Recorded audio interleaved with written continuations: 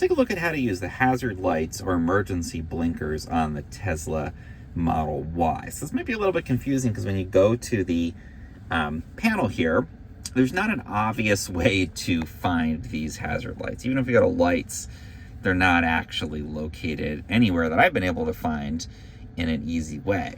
And what you have to do is actually press the button that's up on the ceiling. So this is where it's located. And it's pretty obvious on the video, but actually in the car with glare and stuff, even telling that this is the hazard lights with a little triangle that indicates that is a little bit tough to do. But if we press that, that's going to switch on the hazards.